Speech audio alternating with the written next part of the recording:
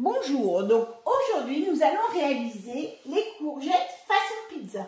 C'est une autre manière de manger les courgettes et d'une façon très agréable. Donc on va commencer par mettre notre mozzarella, donc 80 grammes. Alors moi là-dessus je suis un petit peu généreuse en général.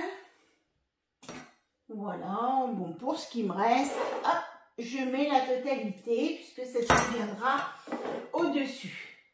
Donc là, on va mixer notre mozzarella. 4 secondes, vitesse 5.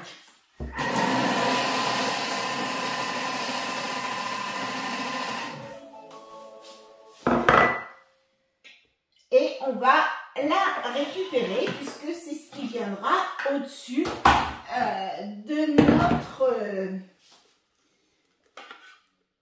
notre courgette qui va donc ressembler à une pizza.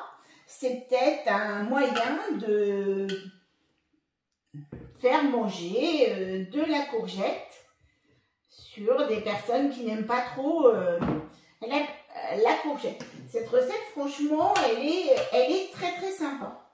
Elle est très sympa à réaliser. Hop. Alors moi, comme c'était une mozza bufala, elle est beaucoup plus... quand vous prenez des mozzas classiques, elles sont... ça fait plus un petit peu de morceaux. Donc là, maintenant, on va y mettre une gousse d'ail et un oignon coupé en 2. Bon, il y a un petit peu moins, c'est pas grave, hein. C'est toujours un petit peu à ma façon. Donc 5 secondes vitesse 5, classique. On va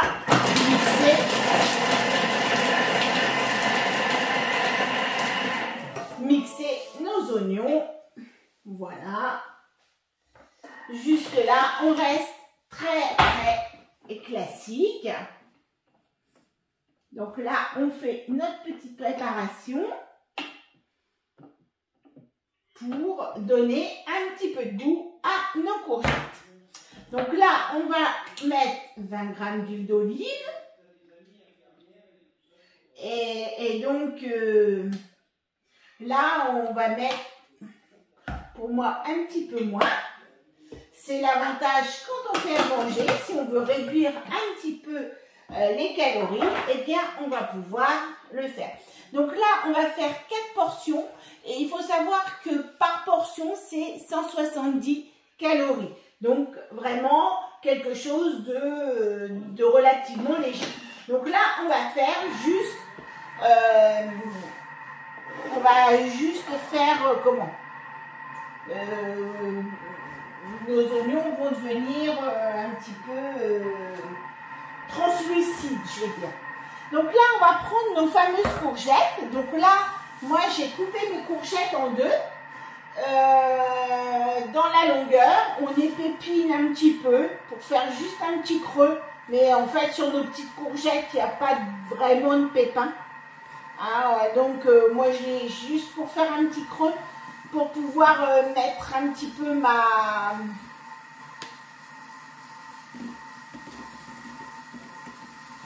garniture, mais même elle va se mettre sur le dessus. Donc là, on n'a vraiment pas grand chose, hein. C'est vraiment des... Et puis, si vous faites une soupe, n'hésitez pas, vous les gardez, hein. Vous les mettez dans la soupe, c'est très très bon. Ça vous apporte de la courgette dans la soupe. Et on n'a rien perdu. Moi, c'est comme ça que ça va terminer. Donc, on va les mettre sur notre plateau vapeur. Sur notre plateau vapeur, on va mettre nos 4 courgettes. Hop. On va mettre un petit peu de sel. Et oui, j'ai de nouveau le droit au sel. Donc, je vais pouvoir mettre un tout petit peu de sel. Donc voilà, vous mettez allez, 10-4 pincées, mais bon, le sel c'est pas très très bon, non, on n'en met pas beaucoup. Voilà, donc là, nos courgettes sont prêtes et on va réserver en attendant que nos oignons deviennent translucides. Donc voilà, nos petits oignons sont devenus, voilà, on les a, puisque si vous les laissez comme ça, si vous les laissez crus, vous allez risquer d'avoir une petite amertume. C'est pour ça qu'on fait toujours suer les oignons. Alors 300 g de tomates. Alors en ce moment les tomates sont quand même relativement chères. Donc moi j'ai mis des tomates. Bon, voilà, on en met un petit peu plus, c'est pas grave, il y aura un peu plus de garniture. J'ai mis des tomates concassées, puisqu'ils vous les demandent, épipinées, coupées en morceaux. Donc voilà, c'est concassé. Même l'hiver, il vaut mieux mettre des tomates concassées que des mauvaises tomates qui viennent du bout du monde. Donc là, 2 petites pincées de sel. Et voilà, je suis contente. On peut les mettre, ces petites pincées de sel maintenant. Et on va mettre du poivre.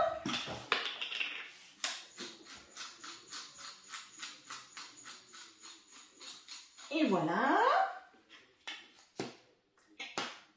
Et donc un bouquet garni. Bah, du coup, moi je mets un petit peu d'herbe de Provence pour parce que bah, je trouve qu'avec la tomate, l'herbe de Provence va pas mal. Donc là, hop, je mets mon couvercle sans mon gobelet doseur et donc je vais mettre mon plateau vapeur avec mon varora. Je mets bien évidemment mon couvercle. Voilà, je mets tout en place. Et là, je vais cuire 15 minutes à 100 degrés, vitesse 1, sens inverse pour pas que tout soit vraiment tout embouilli. Donc, on va mettre donc, en sens inverse. Et là, vous allez pouvoir préchauffer votre four. Donc, on va faire un peu notre sauce tomate, une sauce qui va garnir. C'est pour ça que si même vous en avez un petit peu plus, ben, c'est pas trop gênant parce que vous arriverez toujours à la mettre sur quelque chose, sur des pâtes ou des choses comme ça.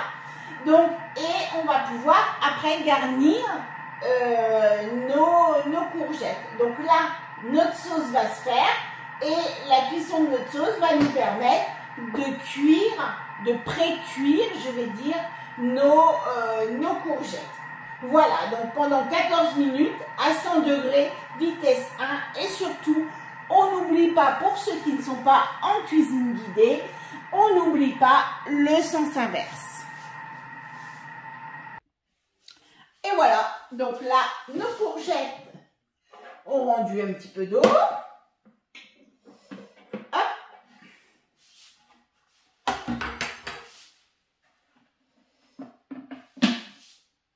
Donc moi, j'ai mis des herbes de Provence, donc je n'enlève pas le bouquet garni. Je vais insérer mon gobelet doseur. Et là, je vais aller 10 secondes sur la vitesse 5 pour faire ma sauce tomate.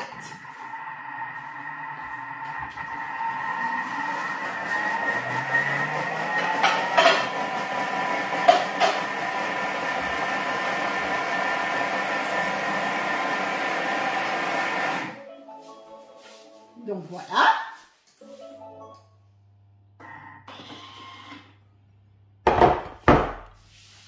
Hop. Donc voilà, on va du coup reprendre nos courgettes que l'on avait un petit peu creusées déjà, donc moi je les recreuse pas du tout. Je me brûle. J'espère que vous voyez. Non, on ne voit pas bien. Je recule. Voilà. Donc, je mets mes courgettes. Voilà. Je vais pouvoir répartir donc cette fameuse petite sauce. Donc je vous dis, si vous en reste, n'hésitez pas à la conserver. Vous la mettez sur des pâtes, c'est excellent. Mais bon, il n'en restera pas beaucoup. Parce que en mettez-en bien, en fait, c'est vraiment ce qui va être très sympa dans la courgette.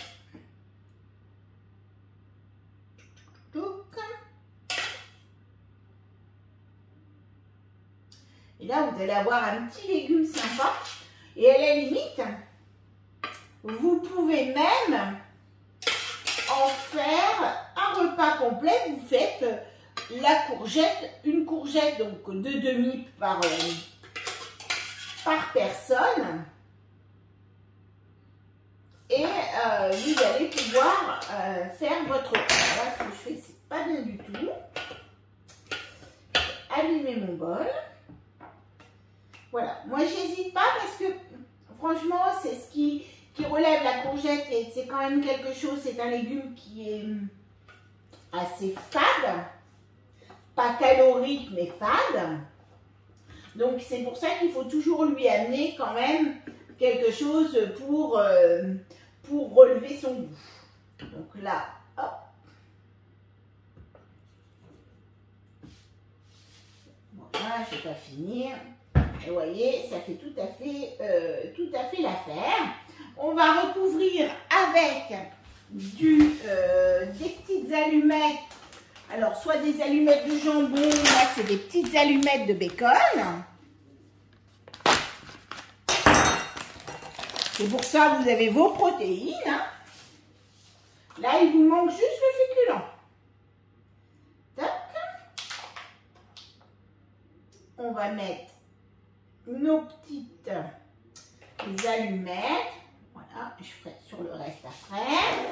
Vous allez mettre un petit peu de mozzarella. Alors moi, elle est un petit peu... Prendre une cuillère. Elle est un petit peu hachée. Est-ce que je vous dis? C'était de la bouffala. Donc la bouffala, tout de suite, elle est beaucoup plus...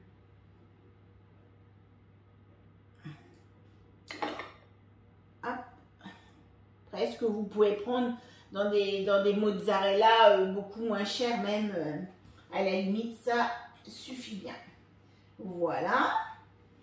Et on va mettre des petites olives dessus. Alors, des olives noires ou des olives vertes. Mais moi, ce sera des olives vertes.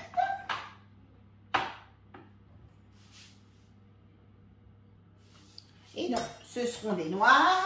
Je crois que c'était des vertes. Mais elles ne sont pas dénoyautées. Je trouve ça plus sympa de les dénoyauter. Voilà. Hop.